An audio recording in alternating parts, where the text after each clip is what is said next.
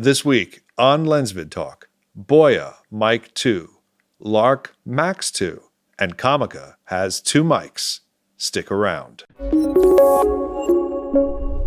Hello, everybody. Hello, Lou. Hey, Ida. And today we're recording LensVid Talk number 40. So we arrived at 40, and we're recording this at the start of July 2025. So that's that. Now, this video is mostly going to be, the last one was mostly about cameras and lenses. One is mostly about accessories and lights, a lot of lights. So let's start with some mics. We have a couple of them in this talk. And the first one comes from Boya Mic. Boya Mic? Boya, yeah. Boya Mic. And it's basically the Boya Mic 2. It's a 2x, two transmitters, and 4 receiver kind of set, basically. It's 32-bit float with AI noise cancellation, for whatever that means. It has OLED touchscreen. And again, the interesting thing here is, and I think that this is the first one that I've seen that can do this, is that basically you have a receiver, but it can communicate with 4 transmitters. So you can have like 4 people talking, going into one receiver, basically. Additionally, I think you can have multiple receivers. So you can have the sound going into multiple cameras at the same time. So you can have, I'm hoping that I'm not misunderstanding the setup here.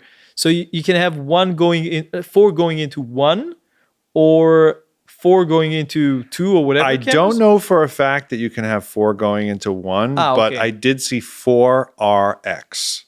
Mm-hmm. So that indicates that we're going to have multiple. I'll write it on the screen. Maybe if there is a video, it explains it a little bit more. But the concept, let's talk about the general concept. Yeah. We are here 2 people recording into 3 cameras. I would actually be very happy to be able to record like at least the backup, because we are using the Ceremonic Ultra recording as a backup microphone to the XLR microphone that we're recording into the A7R5, which has like the Sony adapter. So it would be nice to record. We have 3 cameras. So it would be nice to be able to record the Ultra to another like camera or whatever other microphone system, wireless microphone system, recording into another camera. So that could be cool. And again, if you have 4 people, that is also like a situation where you know it's quite common where you have a talk of several people. So it's not very common to have this. So I'll write on the screen exactly what setups exist and what doesn't. Anyway, but it costs $180, so it's fairly inexpensive, especially for a 32-bit float. These systems are pretty expensive, usually like over or close to $300 or above. We'll see, I think, at least one other that is actually also pretty cheap. We'll get to that. I want to talk about something new from ThinkTank. And I love their products. They have fantastic products. I actually have a bag that is waiting for a review for quite some time that I took with me for IBC last year. And I'm using it all the time. So that's a great bag. Yeah, a backpack. But this one is called the Pro Rolling backpack. And it's kind of similar to a bag that you reviewed. Yeah, to the Orca. Yeah, you reviewed about almost a year ago, something like that. Less. This also has the rollerblade wheels, so and a really nice extending handle. So it's kind of got like the new sturdier. You're talking about the ThinkTank or the Orca? Yeah, the ThinkTank. I'm saying it's got that new sturdier design that anything with wheels, if they're smart, that's what they're using now is rollerblade wheels, and those handles are now getting sturdier. They're getting better. So yeah. And obviously it's a backpack, so you can put it if you're going downstairs. You demonstrated exactly this, when you did your review. Well, with Orca, the backpack handles are that you can kind of feel that they're not meant to be used for very long. With this one in the video that I saw, they looked slightly more comfortable. Yeah, so maybe you can walk with them a little bit in the street, maybe. If you got to go upstairs or something, it's going to be a little bit more comfortable. Okay. It is a 30-liter backpack. I've seen it with like fairly long telephoto lenses, but I think that your back, like the Orca, can do it as well. It's 3.5 kilograms. I don't know how it compares to what you have. And it's $400. So it's not exactly cheap. But ThinkTank products are usually not that cheap, but they're very, very sturdy and they last a really long time. I have one which is like over 10 years, like a rolling bag, over 10 years old. Fantastic. So they're great. Okay, so that's the ThinkTank Pro Rolling Backpack. Let's talk about the monitor, a new monitor from Viltrox. And it's called the DC-A1. So this one is a 7-inch monitor, which has some nice features. First of all, it has a very high brightness panel. So it's 2800 nits. It has a hood. And what I particularly like, because we recently reviewed quite a few monitors, it has both side control wheel and 4 buttons and a touchscreen. So usually when you have a touchscreen, they neglect the whole buttons and certainly the wheel, like the control wheel. And this one, they have both, which I really like. People have different preferences. Exactly. And I think that on some of the things, like punching in the image makes more sense with a touch. But going quickly to like settings is much easier with a button. If you want to select some settings while you're recording and you don't want to actually go into your image or select something, if you have touch wait, does this have touch focus? No. Okay, so it won't interrupt touch focus. It doesn't have touch focus because it doesn't have camera communication. This is the only thing that is missing. So I'll talk to Viltrox. I'll ask them if they have plans to have like a next generation with camera control. Like so far, I have to say the whole camera control is a great concept. Does it work flawlessly? Not really. Not on any of the the monitors that I've tested. Portkeys has been the first to implement this. I have yet to test it on their newest monitors. Hopefully, maybe in IBCL we'll have a chance. They were pretty confident that it's working good. That it's working for everybody. Yeah. No, working for everybody maybe, but how good it is it? You know, that's a different question. Okay, so it's fairly inexpensive, $280 for a 7-inch monitor, which is high brightness and with all the touch and the buttons. That's pretty inexpensive option. Now let's talk about another wireless mic system. We have a couple of those in this talk, and this is the Lark Max M2. Now, this was first, I think, shown, but it wasn't it wasn't fully announced, just shown as a prototype or whatever in IBC. I don't know. I don't think that you've seen, not in IBC, in NAB. I don't think that you've seen that. You haven't been to the Hollyland booth. Yeah. I did not see the Max. But it was there. And they have this and the A1.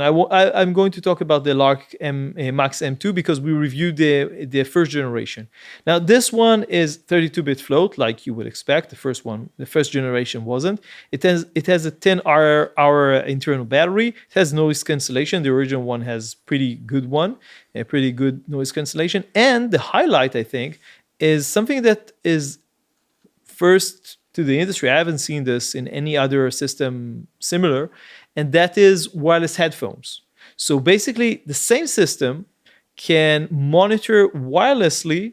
So you're basically, instead of like connecting like headphones to your camera or whatever, you can be like 1 meter away from your camera and still like listen to monitor basically. That's awesome. I'm not sure how much lag you have. Right. That's a big question. You know, if I get to test it, we'll see. But yeah, that's really interesting.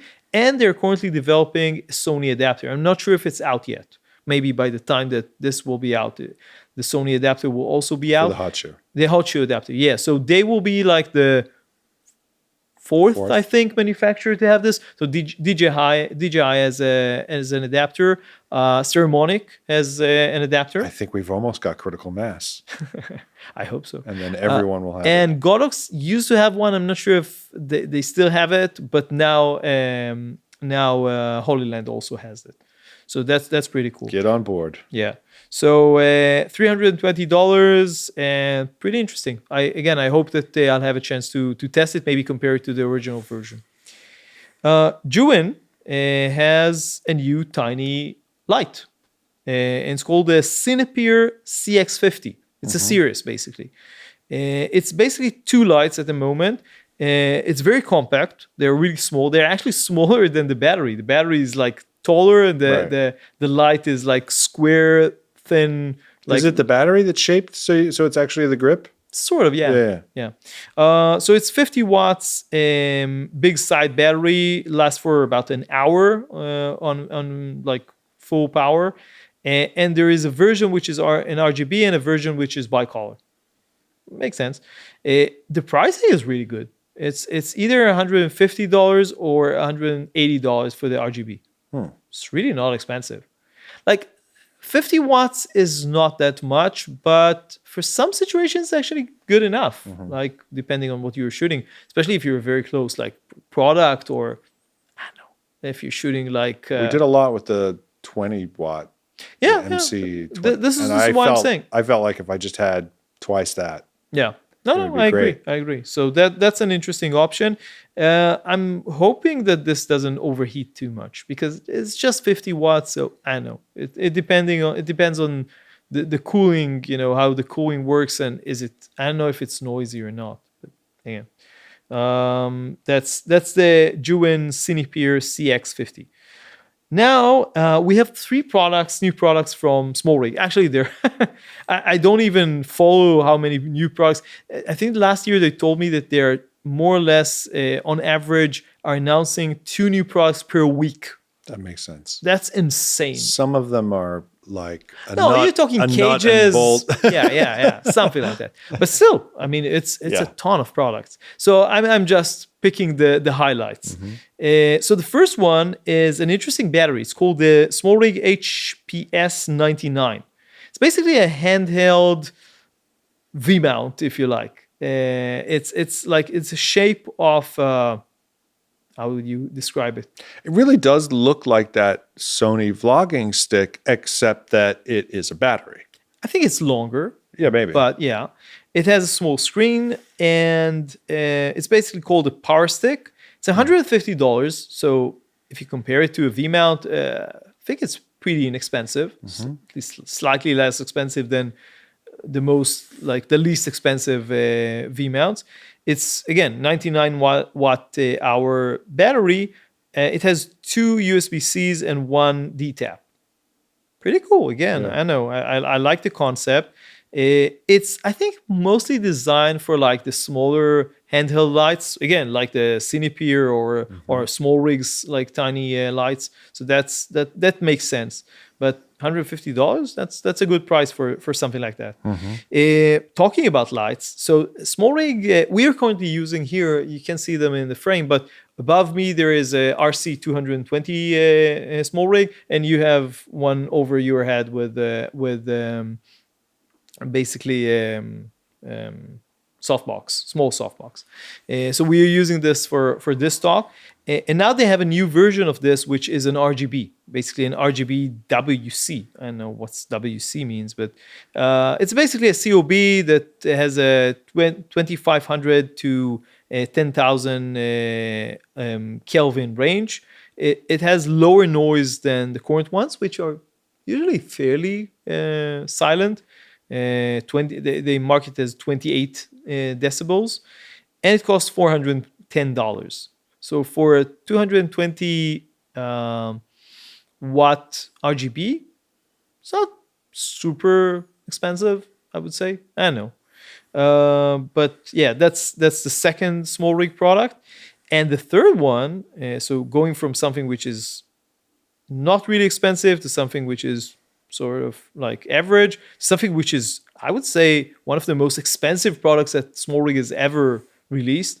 And this one is the SmallRig 36-inch lightweight video production camera card. So it's basically a pretty professional camera card. The idea here, I think that initially it was heavier, but the last heavier. No, look, it weighs in at 28 kilograms. Now, I think that initially I saw something like 40 kilograms, and I thought like, what? But 28 is not that bad, actually. Okay. It's not that bad. I would like to see camera cards which are under 20 kilograms. that, for example, my wife will probably find this a little bit heavy to lift to the car. I can probably lift it without any issues, but 28 kilograms is not that light. I mean, it's obviously lighter than some other carts, but I know. It can hold, the capacity is 250 kilograms. Now, I have to say, we had this discussion just before we started this talk. I don't see myself carrying anything near 250 kilograms, let alone, I mean, not even 100 kilograms. What camera gear do you have that weighs, like even a bunch of stuff that weighs in at 100 kilograms? That's a ton. You know, what are we talking here? Right. Like 2 Arri Alexas and what? No, I know. I'm thinking. What would be heavy enough that would actually 10 fit lenses, on the 10 car? large cine lens. What's that heavy? Sandbags. Still, 250 kilograms. That's nuts. Huh. I don't think that it's needed. That's the point. You know, I'm What thinking if the issue is more about stability? Yeah, I agree. And can you install, you know, like a C-stand on it or something? You can. And then this is to prevent it from leaning. Yeah. Over. No, I've seen the video. Maybe it will be on the screen. In a lot of carts, you put like basically like a stand or whatever, and then you put the camera on one side. And obviously, if it's not heavy enough, the whole thing can tilt. Yeah, I agree. Must be. Still, 250 kilo. I think that even with 100 kilogram capacity, it will work. But what do I know? Anyway, so yeah, the thing is, so it has like 4 optional for baby pins. I'll put the whole there. They have a video on the screen just to show what it does. There are a lot of accessories. We have some ideas for accessories for that as well. We'll leave it at that. But I think the only like big downsides, other than the weight, which is like, you can say it's heavy, you can say it's light, I know. But what you can definitely not say is that it's inexpensive. This is $2,200. I think it's $1,800 like on discount as a like introductory price or whatever. But $2,200 is a lot of money. I'm not saying that there are not other carts which cost more. I'm just saying I would like from SmallRig to see something that costs about half as much. So maybe they are planning something like that. I know, but $2,200 is a lot. On to something different and back to microphones. Again, we have a lot of microphones. So Atomos has something called Studio Sonic shotgun mic. What can you tell me about this? Just that it's a shotgun mic that is wireless. Okay. I think that from a company that doesn't really make mics. Yeah, I think that in general, I would say that Atomos has opened the door to a lot of like different niches that they weren't into before. Yeah. So originally, when you think Atomos, you think monitors. Now they have wireless transmitters. They have mics. They have lights. What else? They have the cameras. They have the stationary cameras. Oh, exactly. They have the PTZ cameras. And they have all the like accessory for like that we have seen in IBC for like monitors for iPhone or whatever. So yeah, they're making a lot of stuff. So even if this necessarily isn't like super revolutionary, it's a new thing for Atomos. Yeah. So it's interesting. I'll write the pricing on the screen. I don't know what it is. I didn't write it down. Comica has something interesting in the mic department, and this is the VM40 Boom Max microphone. So this one, we talked about. That's 2 different ones, the VM40 and the Boom Max. Okay, sorry. Yeah, you're right. So the VM40 is, if I'm not mistaken, the regular mic, the regular wireless mic. Yeah. And the Boom Max, which is really interesting, is a wireless. We talked about the wireless boom mic before, but this one is a 32-bit float shotgun, basically. Right. I think, I'm not sure if the app is related to the VM40 or the Boom Max or both. Do you know? I would lean both, but we'll put it up on the screen. Okay. And it's I wrote $250. Actually, I'm not sure for which one. Yeah, I'm not Maybe sure for either. the Boomax. Again, I'll put it on the screen. But it's interesting to have like a 32-bit float wireless boom mic, Yes. shotgun, whatever. Yeah. That's pretty cool. Very much so. Okay, now we're going into like something which is certainly not inexpensive, but it's really impressive. Godox has its most powerful light to date, and this is called the KNOWLED MG6K. Now, initially I thought that this is a 6,000 watt light. It's not, but it's still very impressive. It's a 4.3 like It's not 6,000 watts. It's 6,000 kilowatts. no, it's 4,300 light basically. Okay. But it's comparable. You mentioned it before. It's comparable to a 6K. It's like a 6K. Yeah, a 6K like old style light. It's bicolor, and it's a 1 million lux at 1 meter. 1 million. Wow. So I'm not sure how powerful is the sun. I think I mentioned something like 200,000, but obviously it depends on what time of the day, what time of the year, whatever. But let's say that it's quite a bit more powerful than the sun, I think, year round. So yeah, that's nuts. What else? 28 to 10,000 Kelvin. It weighs in at 25 kilograms, which is not that much for the light itself, the head, and another 13 kilograms for the ballast. Not for that amount of power. It's actually not that bad. Pricing, $12,000, $12,000. I saw somewhere in there that because it's able to put out so much light relative to the amount of space that it takes up, the punch per square inch, I guess, that it is seen as suitable for large-scale arrays. So maybe this is something that they would use at a baseball stadium or some They have setup their where- own lights. I don't think that they need it for. I thought I saw an array that looked like it was for a stadium. That's why I'm actually mentioning that. But yeah, my first thought would be this would be in a large studio setup, right? Inside a studio. That's nuts. So it's outdoors. I would assume this is that's outside. Okay. more of an outdoor light. That does make What sense. I yeah. found particularly interesting was, can this be used with a household circuit? I'm not sure. Right. I don't think that like a regular Maybe one. 5 of them at the same time. No. I'm not sure. If I can find information, I'll write it on the screen. But from the little that I can get, you can sort of get around with if you have like a 220 watt socket with a 20 amp or 25 amp per circuit, maybe. But I'm not even sure that this will be enough. But it's like a regular 220 can, like 18 amp, I think, can output about 3,500 watt.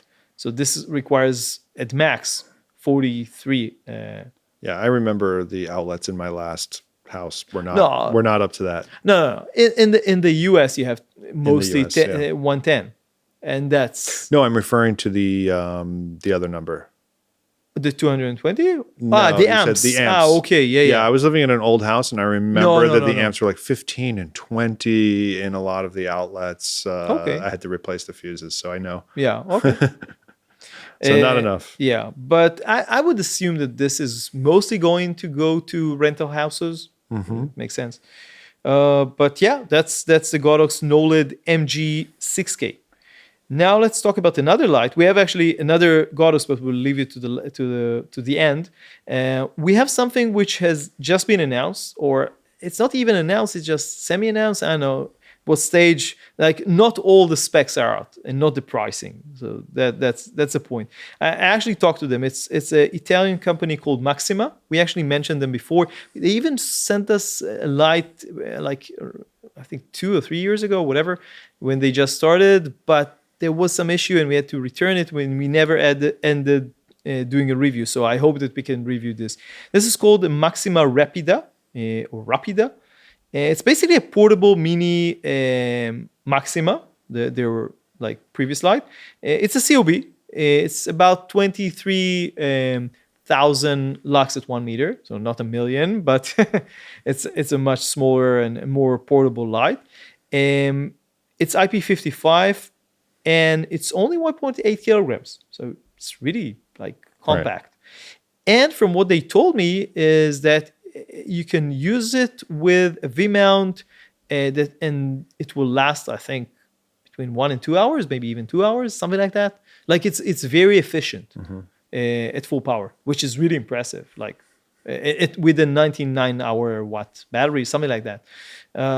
I'm not sure about the exact specs. Again, if we get to test it, we'll definitely have the runtime. No pricing and no announcement date at the moment, but we'll keep an eye on that. Finally, the final light. This is also from Godox, as I said. This is called the M300R. So it's another RGB light, or not another, it's an RGB light.